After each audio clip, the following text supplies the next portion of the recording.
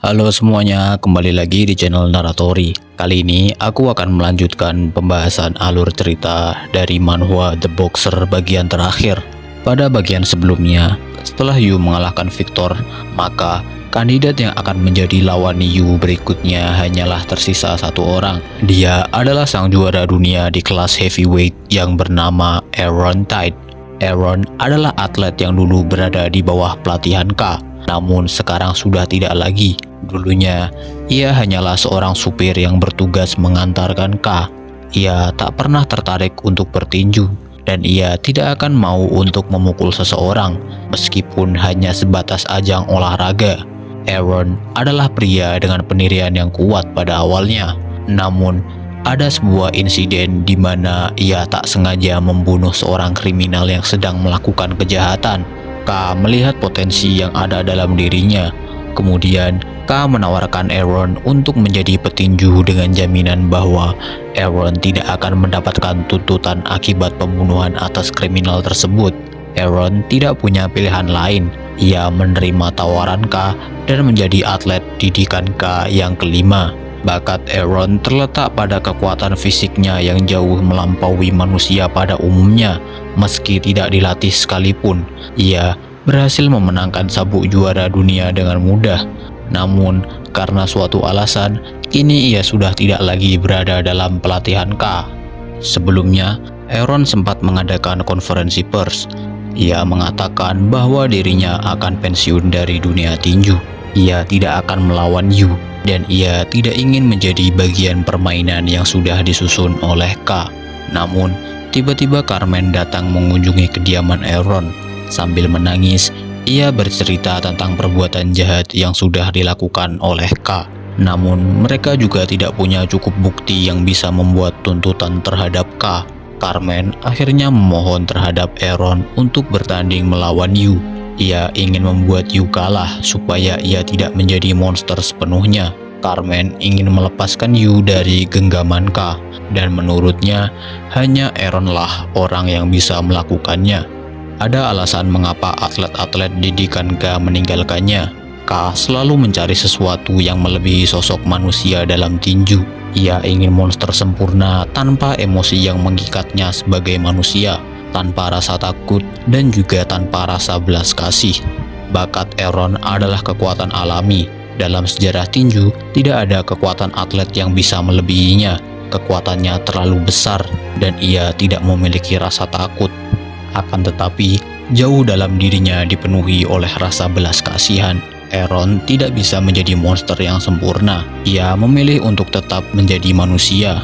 Melihat hal itu, K sudah tidak tertarik lagi pada Aaron. Begitu juga sebaliknya. Hal ini terjadi kepada semua atlet didikan K yang gagal menjadi monster. Atas permintaan Carmen tersebut, Aaron kemudian membatalkan pernyataan pensiunnya. Ia menyanggupi jika harus bertanding dengan Yu. Keduanya menjalani latihan yang ekstrim. Mereka mempersiapkan dirinya untuk menuju pertandingan, terutama Yu. Ia harus menaikkan berat badan supaya masuk ke dalam kategori heavyweight. Singkat cerita, hari penentuan telah tiba. Pertandingan antara dua atlet terkuat di sepanjang sejarah tinju. Pertandingan antara dua mesin tempur yang diciptakan oleh K. Pertandingan antara monster yang gagal melawan monster yang sempurna. Pertandingan antara kekuatan mutlak melawan kecepatan. Pertandingan antara Aaron melawan Yu dimulai. Aaron berusaha menyerang lebih dulu, namun semua serangannya berhasil dihindari oleh Yu. Sungguh kecepatan dan refleks yang luar biasa. Bahkan meski berat badannya sudah bertambah signifikan, strike dari Yu mengenai wajah Aaron mengejutkan. Aaron tidak bergeming sama sekali. Yu kemudian mengambil jarak. Aaron tidak memberi celah. Hook kanan, kiri kembali dilayangkan oleh Aaron. Namun Yu berhasil menghindarinya, membuat sorakan heboh di panggung penonton. Yu kembali mendaratkan body shot. Namun lagi-lagi pukulan Yu seperti tidak memberikan efek sama sekali. Aaron berusaha membuat Yu tersudut. Akan tetapi, tiba-tiba saja Yu mundur ke corner dengan sukarela. Ia kemudian merendahkan badannya, dan ketika Aaron menyerang, Yu membalasnya dengan counter sebanyak 3 kali dalam waktu yang sangat singkat. Namun kali ini berbeda. Pukulan Yu membuat Aaron merasa kesakitan. Suasana di atas ring mulai berubah. Kali ini keduanya bertarung dengan seluruh kemampuan mereka. Lagi dan lagi, Aaron terus menerima pukulan dari Yu. Namun kekuatan fisiknya mampu memberikan perlawanan. Pertarungan yang sangat sengit ini berlanjut hingga ronde keempat berakhir. Di sela-sela pergantian ronde, terlihat bahwa telinga Yu sedikit berdarah akibat terkena pukulan Aaron. Orang-orang mulai berpikir bahwa Yu sedikit melemah, dan pada ronde kelima, arah pertandingan langsung sedikit terlihat. Aaron berhasil membuat Yu terdesak, namun tiba-tiba saja Aaron berhenti. Ia mengeluarkan darah dari mulutnya. Efek dari pukulan yang dilakukan oleh Yu sebelumnya membuat kerusakan besar pada tubuhnya. Meskipun bagian tubuh luarnya tidak merasa sakit, namun organ dalamnya tidak bisa menahan efek dari pukulan yang terus ditumpuk. Dalam sekejap, situasinya langsung berbalik arah. Aaron terdesak. Ia berpikir bahwa dirinya tidak akan bisa menang melawan Yu hanya dengan mengandalkan kemampuannya sebagai manusia. Ia harus menggunakan kemampuannya sebagai monster jika ingin mengalahkan Yu. Yang berarti Aaron harus benar-benar berusaha untuk membunuh Yu pada pertandingan ini. K tersenyum mengerikan. Pertandingan ini mulai berjalan sesuai dengan yang direncanakan olehnya. Pertandingan di mana kedua atlet berusaha untuk merenggut nyawa satu sama lain. Ada alasan mengapa K bisa berbuat sejauh ini. Kita akan diperlihatkan sekilas dari masa lalu K. Dulunya, K hanyalah pria dengan kehidupan yang normal. Ia memiliki keluarga yang sangat menyayanginya. Begitu juga sebaliknya. Ia adalah seorang ayah yang baik. Ia juga memiliki bakat dalam bertinju. Namun, pada akhirnya, ia merasa sudah jenuh dengan tinju. Baginya, tinju hanyalah sebatas pertarungan untuk diri sendiri. Ia ingin sesuatu yang lebih berarti. K menginginkan pertarungan yang bisa menyelamatkan seseorang. Ia ingin pertarungan yang memiliki makna untuk hidupnya, sampai pada titik di mana K memutuskan untuk menjadi tentara. Selama masa tugasnya menjadi tentara, K banyak menyelamatkan nyawa seseorang, akan tetapi juga banyak merenggut nyawa seseorang. Seiring waktu berlalu dan ia mulai kehilangan rasa bersalah ketika membunuh seseorang, sampai di titik ia harus merenggut nyawa seseorang yang dulu pernah ia selamatkan. Pada momen itulah ia kembali dihantui rasa bersalah dan juga penyesalan. K tidak sanggup mengotori tangannya atas darah orang lain lebih dari ini. Ia kemudian memutuskan ingin berhenti menjadi tentara. Akan tetapi, dalam misi terakhirnya, terjadi sebuah insiden kecelakaan yang merenggut nyawa anak dan juga istrinya. Hal tersebut kemudian menghancurkan moralitas K, mengisi hatinya penuh dengan kegelapan, membuatnya melakukan hal-hal gila yang tidak manusiawi. Baginya, nilai hidup hanyalah ilusi yang ingin dipercayai manusia semata. Sejak awal, tak ada makna dalam kehidupan. Baginya, hidup adalah kebebasan. Dan kita sebagai makhluk hiduplah yang menentukan nilainya sendiri. Nilai dari orang-orang yang kuat atau orang-orang yang lemah. Menurut K, keunggulan terbesar seorang makhluk hidup adalah ketika ia merenggut nyawa makhluk hidup lain. Melihat puncak keunggulan makhluk itu adalah nilai yang ingin ia ciptakan di dalam hidupnya. Cerita kembali memperlihatkan pertandingan Yu melawan Aaron. Dua orang yang sedang berusaha merenggut nyawa satu sama lain. Pertandingan yang akan menjadikan pemenangnya sebagai puncak keunggulan manusia. Aaron yang sebelumnya terdesak, kini mau tak mau harus membuang sisi manusiawinya. Ia harus membuang rasa belas kasih yang ada di dalam dirinya untuk melawan monster yang ada di hadapannya. Meskipun itu harus merenggut nyawa Yu, Aaron tidak bisa mengelak. Ia sudah terjebak di dalam pilihan harus membunuh atau dibunuh. Setelah sekian lama ia mendapatkan arti dari kehidupan, ia memilih untuk tidak ingin mati pada pertandingannya kali ini. Aaron ingin hidup. Pertandingan telah menuju klimaksnya. Kedua monster saling melayangkan pukulannya. Secara kasat mata, kondisi tubuh mereka sudah tidak berada dalam keadaan yang baik-baik saja. Namun mereka tetap mengamuk, mengerahkan segalanya yang mereka punya di atas ring ini. Pertandingan telah sampai ke titik di mana mereka berdua sudah mencapai batasnya. Penentuan yang akan menjadikan salah satunya sebagai puncak telah tiba. Keduanya kemudian saling bersiap untuk melayangkan pukulan yang akan menjadi penentu pada pertandingan ini. Overhand milik Aaron yang mengarah menuju kepala Yu dan strike milik Yu yang mengarah ke dada Aaron. Secara objektif, pukulan tersebut tidak akan mungkin bisa dihindari oleh keduanya. Ini adalah pertaruhan hidup dan mati. Akan tetapi, sepersekian mili inci sebelum tinju Aaron mengenai kepala Yu, ia menghentikan pukulannya, membiarkan tinju milik Yu mengenai dadanya. Aaron tidak ingin membuang sisi manusiawinya dengan merenggut nyawa seseorang. Ia lebih memilih untuk kalah dan mati sebagai manusia daripada harus menang namun hidup sebagai monster yang diciptakan oleh K.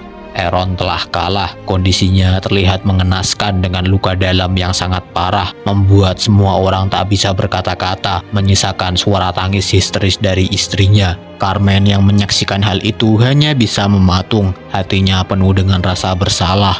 K kemudian bersujud, seakan-akan tunduk karena melihat sesuatu yang agung. Puncak keunggulan manusia telah lahir. Atlet dari Korea yang bernama Yu berhasil menjadi juara dunia di 9 divisi kelas berat dengan total 22 kali bertanding dan 22 kali menang. Ia tak terkalahkan. Aaron kemudian dilarikan menuju rumah sakit ditemani oleh istrinya. Nyawanya berhasil diselamatkan, namun persentase untuknya kembali sadar sangatlah kecil. Carmen berusaha menguatkan istri Aaron. Ia juga meminta maaf atas permintaannya yang menyebabkan semua kejadian ini. Bahkan, Aaron yang sebelumnya berada di puncak dunia tinju tak bisa menghentikan Yu. Ia sudah terlalu kuat. Akan tetapi, di saat kegelapan semakin pekat, muncul secercah cahaya yang memberikan harapan. Orang itu adalah J. Dalam sebuah konferensi pers, J mengatakan bahwa dirinya akan kembali ke dunia tinju dan target sementaranya adalah menjadi juara dunia sementara di kelas middleweight yang berarti dipegang oleh Fabrizio Santorino. K pernah mengatakan kalau target Yu adalah setiap juara dunia di divisi kelas berat, dan sekarang hal itu telah tercapai. Yu telah menjadi raja di 9 divisi kelas berat. Untuk saat ini, K ingin Yu kembali fokus di kelas middleweight untuk mengeluarkan semua potensinya. Ia juga menemukan target baru untuk Yu. K ingin menargetkan J untuk bertanding dengan Yu. Hubungan mereka berdua sudah tidak terlihat baik-baik saja dari awal. J adalah atlet yang benar-benar unik dan sulit untuk dideskripsikan. Di satu sisi, ia terlihat lemah namun sangat kuat, dan di sisi lain, ia terlihat sangat kuat namun juga lemah. Ia terlihat seperti pemenang walaupun kalah, dan ketika ia menang, lawan yang dikalahkan juga tak merasa bahwa dirinya sedang kalah. Seakan-akan J tidak bertanding untuk mencari kemenangan atau kekalahan. J adalah orang dengan mentalitas petinju yang luar biasa. Matanya bersinar, senyumnya yang selalu terlihat tulus, dan juga karisma yang luar biasa. Ia adalah petinju yang dihormati oleh semua petinju di seluruh dunia. Dari segi track record, J tidaklah sebanding dengan Aaron ataupun Yu. J adalah atlet yang biasa-biasa saja. Namun entah mengapa, kebanyakan orang-orang mengakui bahwa dirinya lah yang terkuat. Setelah pengumuman debutnya, J dengan cepat naik hingga peringkat atas di kelas middleweight, menantang sang raja yang tahtanya telah direbut sebelumnya, yaitu Fabrizio. Sejak kekalahannya melawan Yu, ia kembali bertanding untuk merebut kursi raja yang telah direbut. Namun kali ini ia bertarung dengan bersih, tidak ada lagi taktik-taktik kotor seperti dulu.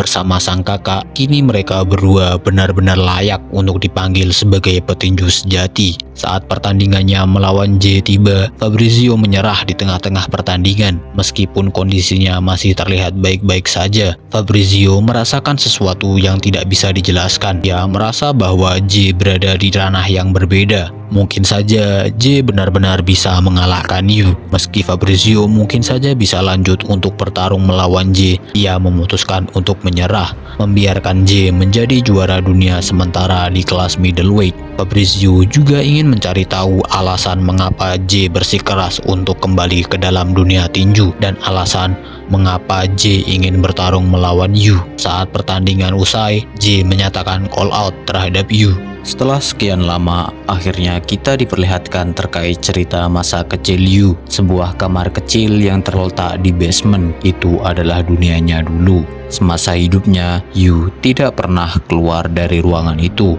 Yu hidup dalam keluarga yang hancur. Ayahnya adalah seorang berandalan dan ibunya dulunya adalah seorang wanita penghibur. Mereka berdua kemudian saling jatuh cinta dan akhirnya menikah, menjalani kehidupan yang bahagia meskipun hanya sementara. Tabiat sang istri yang dulunya adalah seorang wanita penghibur tidaklah berubah. Kekosongan yang ada di hatinya tidak cukup diisi dengan satu orang pria saja. Sang ibu berselingkuh dengan lelaki lain. Hal itu membuat sang ayah sangat marah. Ia tidak bisa mengontrol kegilaannya dan sifat posesifnya. Sang ayah akhirnya mengurung istrinya yang berselingkuh di dalam basement, dan di dalam penjara tersebut Yu terlahir, seorang bayi yang kehadirannya saja tidak diinginkan. Yu dibenci bahkan oleh orang tuanya sendiri, dan ia tak tahu mengapa ia harus menerima itu semua. Yu tak pernah melakukan kesalahan apapun. Hari-harinya adalah siklus siksaan tanpa makna. Kekerasan fisik maupun verbal adalah makanan sehari-harinya.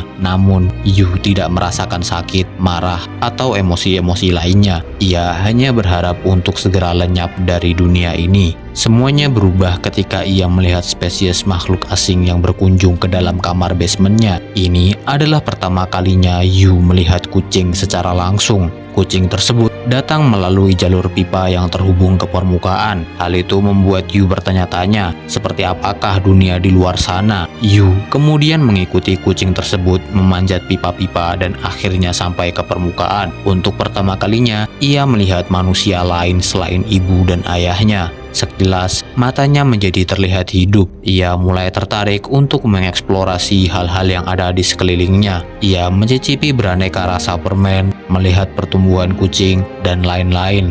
Itu adalah dunia baru baginya. Akan tetapi, saat Yu kembali ke dalam basementnya, ia menemukan ibunya yang sudah dalam keadaan tak bernyawa. Sang ibu sudah tidak mampu untuk menahan penderitaan yang sudah ia alami selama ini dan mengakhiri hidupnya sendiri. Yu tidak menangis, namun raut wajahnya jelas menunjukkan bahwa ia diselimuti rasa takut. Mengetahui hal itu, ayahnya menyalahkan Yu atas kematian sang ibu. Sang ayah kemudian memukuli Yu. Yu tidak melawan, meski wajahnya sudah babak belur. Tatapan mata yang sebelumnya mulai terlihat hidup, kini kembali redup, menyisakan kekosongan semata. Yu bertanya-tanya mengenai arti kehidupannya selama ini. Mengapa hidupnya selalu dipenuhi oleh penderitaan? Mengapa ia dilahirkan hanya untuk menderita? Sebelumnya, Yu tidak pernah melawan ketika dipukul, namun kali ini tidak, karena Yu telah melihat dunia luar. Keinginan pertama yang terbesit di otak Yu adalah pergi dari basement yang sudah mengurungnya selama ini, di luar penjara yang diciptakan oleh ayah kandungnya sendiri. Yu kemudian menikam ayahnya sendiri. Darah mengalir deras dari perut sang ayah. Ia telah merenggut nyawa seseorang dengan tangannya sendiri. Yu kemudian berjalan keluar menuju permukaan, menyisakan kekosongan dan segelintir pertanyaan dalam hatinya. Cerita kembali ke lini masa kini, memperlihatkan Yu yang sedang mengubur kucing kesayangannya yang sudah menemaninya sejak ia kecil. Kematian kucing kesayangannya membuat hati Yu benar-benar diisi oleh kegelapan. Ia mulai mempertanyakan kembali terkait arti kehidupan, kematian, dan juga penderitaan. Singkat cerita, hari pertandingan telah tiba. Semua orang kuat yang pernah melawan Yu turut menyaksikan pertandingan ini. Mulai dari Zan, Takeda, Fabrizio, hingga Victor, menyisakan Aaron yang tidak bisa ikut menyaksikan pertandingan tersebut dikarenakan Aaron masih dalam kondisi koma. Semua orang begitu penasaran dengan hasil pertandingan ini. Pertandingan atlet terkuat yang tak terbantahkan dalam sejarah tinju melawan atlet yang biasa-biasa saja. Pertandingan antara kegelapan melawan cahaya, keputusasaan melawan harapan, tinju tanpa makna melawan tinju yang bermakna. Pertandingan antara Yu melawan J dimulai. Bel berbunyi, namun kedua atlet tidak bergerak satu inci pun, membuat semua orang yang menonton heran. Yu kemudian bertanya kepada J mengenai jawaban atas pertanyaan yang sejak dulu selalu ia pikirkan tentang mengapa dunia dipenuhi penderitaan, mengapa semua makhluk hidup kemudian menghilang tanpa arti.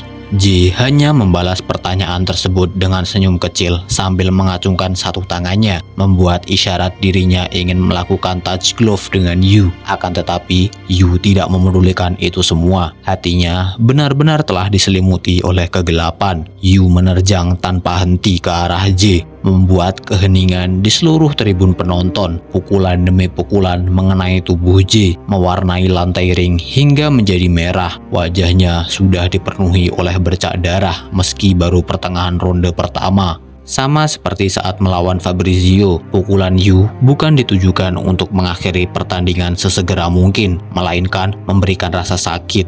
Yu bertarung dengan penuh kebencian yang tidak bisa dijelaskan. Strike keras milik Yu menancap di wajahnya J, namun J tetap berdiri, merapatkan double cover dan hanya bersikap defensif. J tidak melakukan perlawanan sama sekali. Penonton yang melihat pertandingan tersebut mulai bertanya-tanya, mengapa J tidak melawan sama sekali? Mereka mulai mengeluh karena pertandingan ini tidak berjalan sesuai ekspektasi mereka. K tersenyum puas melihat J terus-menerus dipukuli oleh Yu. Baginya, ini adalah sesuatu yang pantas untuk diterima oleh J. Menurut K, orang-orang yang kalah berarti lemah, dan orang yang lemah seharusnya dipenuhi oleh rasa putus asa, hancur, dan juga menghilang. Mereka tidak layak untuk berdiri kembali. Namun, ketika K melihat J, seakan-akan semua ideologinya disangkal mentah-mentah begitu saja. Ketika J kalah saat pertandingan debutnya, ia masih bisa tersenyum. Tekad dan harapan terpampang jelas di wajahnya. Ia dihormati oleh semua petinju. Orang-orang bahkan memuji dirinya meskipun ia kalah. J tidak pernah terlihat kalah walaupun ia sedang kalah. Hal itulah yang membuat K sangat membenci J.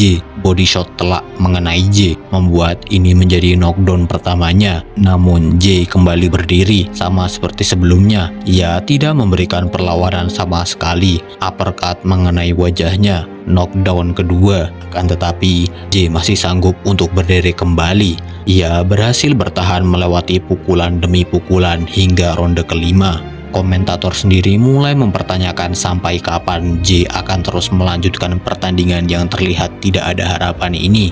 Wasit sebenarnya juga ingin menghentikan pertandingan ini, namun melihat kegigihan yang dimiliki oleh J membuat sang wasit kagum. Ia juga ingin melihat akhir dari pertandingan tersebut. Bagi J, tinju bukanlah sekedar ajang untuk kemenangan atau kekalahan. Tinju adalah cinta, panggung suci berbentuk segi empat di mana kehidupan dua orang bertemu dan menceritakan kisahnya satu sama lain lewat dentuman pukulan. Waktu terus berjalan, ronde demi ronde, pukulan demi pukulan berhasil dilewati oleh J. Entah sudah berapa kali ia knockdown. Namun ajaibnya J masih bisa bangkit. Wajahnya bersimbah darah dan otot-ototnya robek. Semua orang bertanya-tanya, apa yang membuat J masih sanggup untuk berdiri? Keheningan menyelimuti tribun penonton. Mereka tidak seperti sedang melihat acara tinju, melainkan sesuatu yang sangat sakral dan harus dihormati. Tidak terasa, pertandingan telah mencapai puncaknya. Ronde ke-12 dimulai. J masih tidak melakukan perlawanan seperti sebelumnya. Namun pukulan yang diberikan oleh Yu semakin brutal dan keras. Seakan-akan Yu menginginkan jawaban dari J. Mengapa ia hidup? Mengapa kehidupan dipenuhi oleh penderitaan? Dan mengapa ia selalu sendiri? J sekilas tersenyum. Di matanya, lawannya hanyalah anak kecil yang sedang menangis tak tahu arah hidup. Secara objektif, J tidak mungkin menang meski teknik, strategi, dan pengalamannya sempurna. Yu berada di level yang tak bisa dijangkau oleh manusia biasa. Namun, bagi J, pertandingan ini bukan soal menang dan kalah, akan tetapi tentang membuktikan arti hidupnya sendiri bahwa perjuangan, dedikasi, dan kerja keras tetaplah memiliki makna bahkan jika berakhir dengan kekalahan. Jab, strike, hook, segala cara telah dilakukan oleh Yu untuk mengalahkan J. Namun J tidak kunjung jatuh.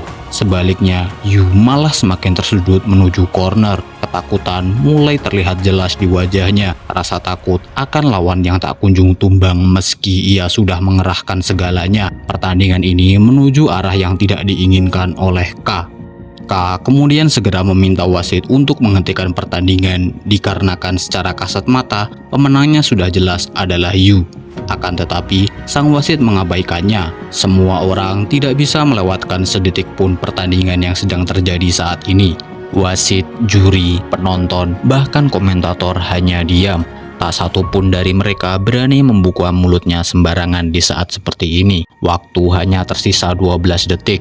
Kali ini, Yu sudah benar-benar tersudut di corner. Ia merasakan sesuatu yang asing baginya. Sepanjang hidup, Yu menapaki kemenangan demi kemenangan tanpa arti apapun. Lawan-lawan sebelumnya bukanlah tantangan, hanya bayangan kosong yang roboh satu demi satu. Namun, ketika Yu menghadapi J yang tak kunjung bisa ia jatuhkan, ia melihat sesuatu yang berbeda, sebuah hidup yang otentik, perjuangan yang jujur, dan tekad yang teguh meski berujung pada kekalahan. J kemudian melayangkan satu pukulan yang sangat pelan ke dahi Yu sembari tersenyum. Pada momen inilah air mata Yu jatuh. Tatapan mata Yu kini menjadi terlihat hidup, membuat semua orang terpana. Tak ada satu orang pun yang berani membuka mulutnya. Mereka bahkan tidak berkedip saat melihat apa yang baru saja terjadi. Tangisan itu adalah simbol pencerahan eksistensial. Untuk pertama kalinya, Yu merasakan apa artinya menjadi seorang manusia. Merasakan ketakutan, keterhubungan, kekaguman, bahkan empati ketika melihat penderitaan orang lain. J memberikan arti hidup kepada Yu bahwasanya penderitaan adalah konsekuensi dari perjuangan. Penderitaan adalah bagian dari makna hidup. Karena penderitaan itulah yang membuat hidup bermakna. Luka, rasa sakit, dan kelemahan bukanlah sesuatu yang harus dihindari, melainkan harus dihadapi dengan pilihan yang sadar. Pertandingan antara bakat absolut melawan usaha manusiawi telah berakhir. Pertandingan berakhir dengan kemenangan Yu. Setelah pertandingan tersebut, J menghilang entah kemana. Ada yang berkata bahwa J telah meninggal karena penyakit, dan ada orang yang berkata bahwa J sedang melakukan perjalanan keliling dunia. Begitu juga dengan K. Ia menghilang setelah pertandingan tersebut. Sebagian orang berkata bahwa K mengakhiri hidupnya sendiri. Sebagian lain berkata bahwa ia menjadi gelandangan. Dan sebagian lagi berkata bahwa ia masih hidup dengan penuh penyesalan. Cerita kemudian menampilkan kehidupan dua orang selain Yu yang mengawali segala cerita ini, In-jae dan juga Baek-san.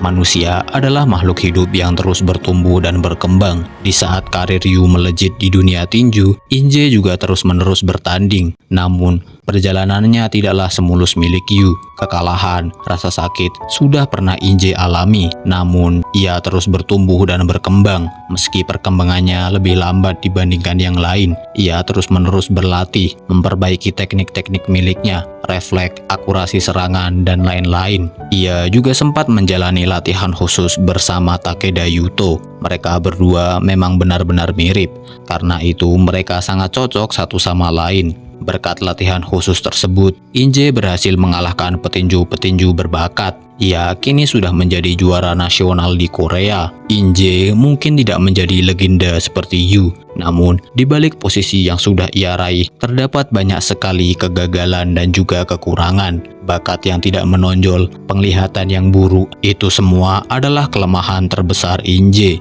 Namun, ia tetap berjalan melewati itu semua. In-jae mungkin bukan legenda, namun baginya hal itu sudah cukup. Ia telah menemukan tempatnya. Lalu bagaimana dengan Baek-san? Sebagian orang mungkin sudah lupa dengan karakter yang satu ini. Setelah kekalahannya melawan Yu, Baek-san berkecimpung ke dalam dunia yang kotor. Ia menjadi petinggi di sebuah kelompok gangster ternama. Baek-san telah banyak melakukan kejahatan hingga akhirnya sang hakim memutuskan untuk memasukkan Baek-san ke dalam jeruji besi. Di saat Yu dan In-jae sama-sama bertanding di atas ring tinju, Baek-san hanya mendekam dalam penjara. Singkat cerita, ini adalah hari pembebasannya. Baek-san sempat berpikir bahwa ia telah muak menjalani hidup sebagai berandalan. Ia ingin pergi meninggalkan dunia hitam tersebut. Namun, saat Baek-san ingin berbicara kepada bos besarnya, ia dikhianati oleh bosnya sendiri. Dan hal tersebut mengharuskannya untuk bertarung melawan seluruh anggota gangster sendirian. Entah bagaimana caranya, Baek-san berhasil selamat dari pengkhianatan tersebut. Saat ini, Baek-san melarikan diri ke Amerika dan menjadi gelandangan. Itu adalah titik terendah dalam hidupnya. Ia dihantui oleh bayang-bayang Yu dan juga In-jae. Kedua orang yang dulu selalu diinjak-injak olehnya kini berdiri lebih tinggi, seakan-akan memandang rendah dirinya, menertawakan nasib yang ia alami saat ini. Akan tetapi, pada momen itulah ia bertemu dengan Josh, orang yang menjadi lawan sparring pertama Yu saat baru saja tiba di Lions Boxing Club. Baeksan kemudian bekerja di bar milik Josh. Ia juga memutuskan untuk kembali ke dunia tinju, meskipun kini ia memiliki banyak kekurangan terkait kondisi fisiknya setelah ia mengalami pengkhianatan. Baeksan kemudian bertemu dengan Peter dan berlatih dengan Zhan Pierre. Walaupun kemampuan Baeksan sudah sangat menurun karena bekas luka di kakinya, Baeksan harus menerima kalau dirinya bukanlah lagi seorang jenius bertarung seperti dulu. Ia kini melupakan cara bertarungnya yang lama dan mulai mengikuti arahan dari Peter. Sama seperti Inje, Baeksan juga menyadari bahwa dirinya tidak akan bisa menjadi legenda seperti Yu ataupun Zhan. Namun, menjadi orang biasa baginya kini sudahlah cukup. Bertanding tinju di laga kecil, mencari uang dengan pekerjaan yang baik, dan memiliki hubungan yang baik dengan orang-orang di sekitarnya. Perlahan-lahan kepribadiannya mulai berubah. Baeksan mulai membuang egonya sedikit demi sedikit dan takdir seakan menuntunnya dalam kedamaian. Baeksan bertemu dengan musuh lamanya yaitu Inje dalam pertandingan debutnya di kancah internasional. Pertandingan itu bukanlah ajang pembuktian tentang siapa yang lebih kuat, melainkan tempat untuk bercerita satu sama lain tentang seberapa sulit kehidupan yang selama ini mereka jalani dan seberapa keras perjuangan yang mereka lakukan hingga berhasil sampai ke titik ini. Pertandingan berakhir dengan kemenangan Baeksan karena dokter stoppage. Baeksan merasa tidak layak untuk menjadi pemenang, namun Inje hanya tersenyum sembari menghiburnya. Pada momen itulah Baeksan meminta maaf atas segala hal yang telah ia lakukan kepada Inje selama ini. Keduanya kemudian menjadi teman baik sekaligus rival dalam dunia tinju. Cerita ditutup dengan panel yang memperlihatkan Baeksan dan Inje yang sedang berbincang-bincang, disusul oleh Yu yang bergabung dengan mereka. Ketiga orang itu saling bercerita satu sama lain tentang apa yang mereka lakukan sewaktu keluar sekolah, lawan-lawan seperti apa yang sudah mereka hadapi, dan bagaimana kehidupan yang mereka jalani saat ini.